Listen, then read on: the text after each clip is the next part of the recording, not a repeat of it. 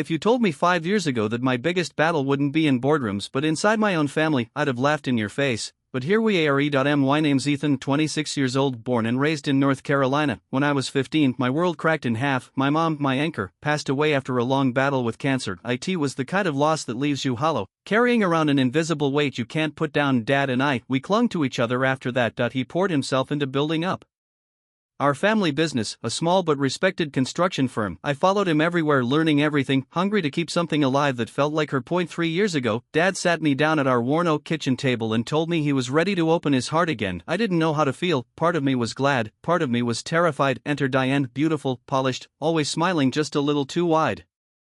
And her daughter, Savannah, my new stepsister, only a year younger than me. At first, it felt like hope, like maybe we could be a family again. Diane baked cookies. Savannah called me big bro, half jokingly. I wanted so badly to believe, but it didn't take long for small cracks to appear. I caught the way Diane's smile tightened when Dad talked about teaching me the business, how Savannah's friendly teasing sometimes cut just a little too deep. I told myself it was nothing. I told myself I was paranoid. At first, it was little things. So small you'd almost miss them if you weren't paying attention. When Diane and Savannah moved into the house, everything changed. Suddenly, my room, my mom's old guest room, wasn't cozy enough, and they redecorated it without even asking. My trophies from high school championships, packed away in boxes like clutter. Every dinner became a performance. Diane was sugar sweet around Dad, laughing at every one of his jokes, calling me such a hard worker with a tone that made it sound more like an insult than praise. The second Dad left the room, her smile would slip. She'd start giving me these little barbed comments, hidden under the mask of concern. Maybe you're not quite ready to handle the company, Ethan. It's a lot of pressure for someone your age, she'd say, voice syrupy, like she was worried for me. And Savannah, she played a different game, always poking at me when Dad wasn't around. You sure you can keep up, big bro? Looks like Dad's gonna need someone a little sharper. Then she'd flash this innocent smile like it was all harmless teasing. I tried to keep my mouth shut for Dad's sake. He deserved to be happy, but the air in that house got heavier every day, like walking through fog made of lies, and the business, the thing Dad and I built together, started feeling less like our legacy and more like a prize someone else was already reaching for. It happened on a Sunday afternoon, the kind of day that's supposed to feel safe. Dad called a family meeting in the living room. No suits, no contracts, just us and the heavy weight of unspoken things. He looked tired, but proud. I've been thinking about stepping back, he said, hands folded like he was holding something fragile. It's time to start preparing for the next chapter, and I want Ethan to lead the company when I retire. For a second, everything inside me went still. This was it, everything we'd worked for, everything Mom would have wanted. I mumbled a thank you, overwhelmed, but before the words could settle in the air, I caught it, Diane's hand clenching a little too tightly around her coffee mug, Savannah's jaw tightening before she forced out a smile. Oh, honey, Diane said, voice sticky sweet. That's a big responsibility for someone so young. Maybe it would be better to bring in extra help as someone with a little more life experience? She didn't look at me when she said it. She didn't have to. Savannah piled on right after. Yeah, Dad, no offense to Ethan, but business is brutal out there. Wouldn't want to set him up to fail. Dad brushed it off with a chuckle, said we'd figure things out as a family, but I knew better. The way Diane smiled at me then, sharp, measured, dangerous, made it crystal clear they weren't just planning to help, they were planning to take. It happened faster than I can explain, and slower than I'll ever forget. 2 weeks after Dad's announcement, I came home late from a site visit. The house was too quiet. Diane and Savannah were waiting in the living room, sitting stiff and perfect on the couch like they were posing for a funeral photo. Diane's voice was trembling, but not with fear, with performance. Ethan, she said, clutching Savannah's hand dramatically, something terrible happened. Savannah stared at the floor, fake tears balancing on her lashes like they were waiting for their cue. I didn't want to say anything, she whispered, but I can't live like this anymore. And then it came, the words that turned my blood to ice. She accused me of assault, claimed she finally had the courage to speak out. Diane pulled out a manila envelope like it was a magic trick, inside a doctored test result, some fake screenshots, a full performance. Dad stumbled in from his office, confused, trying to process it all. I just stood there frozen, hearing the world rip apart at the seams. I tried to speak, tried to breathe, but Diane was already screaming about police, lawyers, company reputation. Savannah started crying harder. Dad's face, I'll never forget the look, shock, doubt, pain. Diane demanded I leave.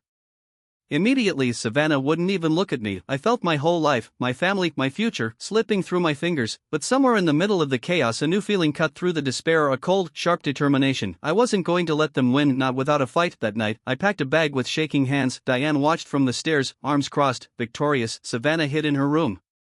Dad stood near the front door, silent, his face unreadable. I thought he believed them. I thought I'd lost him too, until he pressed something into my hand as I passed, a small folded note. His touch lingered just a second longer than necessary. When I got to my truck, heart hammering, I opened it. I don't believe them. Stay low, Dad, we'll fix this. Dad, I sat there for a long time, hands trembling, reading the note over and over like it was oxygen. He believed me. He still saw me. The next morning, we met in secret, an old diner 20 miles out, the kind of place with coffee so bad it made your teeth ache. Dad looked rough, like he hadn't slept, but his eyes were clear. I had to pretend, he said in a low voice. If they knew I was on your side, they'd tighten their game. We need evidence, real evidence. It wasn't just about clearing my name anymore. It was about taking back everything they tried to steal, my future, my dignity. The business mom's memory was tied to so we made a plan, careful, quiet, ruthless, because if they wanted a war, I was done playing defense. We knew we couldn't just walk in and accuse them. Diane was too smart, too polished. Savannah played the helpless victim perfectly. If we wanted justice, we needed proof so undeniable even they couldn't spin it. A first move, the dad quietly hired a private investigator, a guy he trusted from his old army days. No flashy suits or dramatics, just a man who knew how to dig without leaving footprints. Second move, I went back to the house under the excuse of picking up forgotten items. While Diane and Savannah weren't home, I installed tiny hidden cameras in the living room, the office, even the kitchen. Dad slipped a monitoring app onto Diane's and Savannah's phones during one of their family dinners without them suspecting a thing. It was nerve-wracking. Every second inside that house felt like walking a tightrope over fire. For weeks, we collected scraps, whispers caught on microphones, texts that hinted at manipulation, private conversations where Diane and Savannah mocked Dad's blindness and plotted how to lock down the company completely once I was out of the picture. But it still wasn't enough. Courts needed more than suspicion. Inside comments. We needed the smoking gun. And every night, as I sat in a dingy motel room staring at grainy footage, fighting the ache of betrayal, I promised myself, I won't let them destroy me. I will not let them win. The hardest part wasn't hiding from them. It was hiding my anger and waiting for the right moment to strike. The break came one night, almost by accident. Dad was working late, really just parked a few blocks away in his truck, monitoring the house cameras through his phone. Around 9 p.m., Diane and Savannah thought they were alone. They poured wine, laughing louder than usual, relaxed, careless. That's when Savannah, giggling into her glass, said it. I can't believe he actually bought that fake test. Seriously, Mom, you're evil. Diane just smirked. You have to make sacrifices if you want to own a company, sweetheart, and if Ethan's dumb enough to trust family, that's his problem.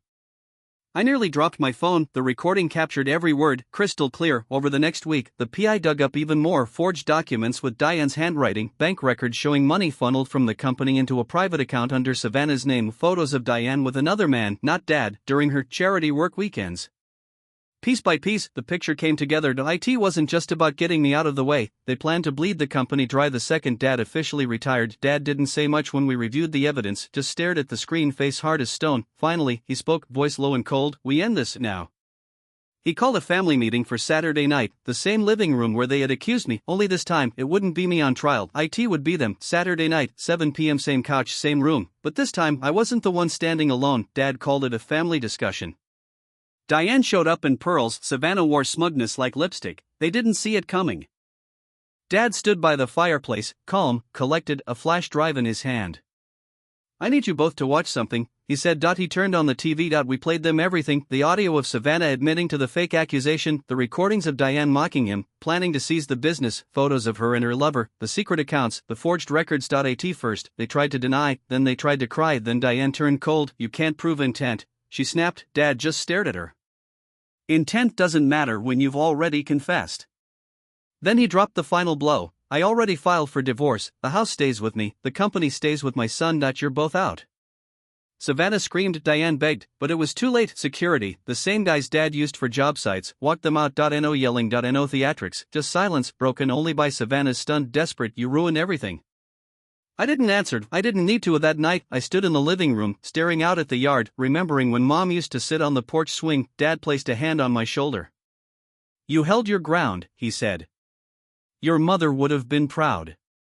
And for the first time in months, maybe years, I could breathe. It wasn't just justice, it was freedom, not from them, but from the weight of doubt, the fear of never being seen, never being believed. They tried to erase me, but I'm still here, and this family, the real one, is finally clean.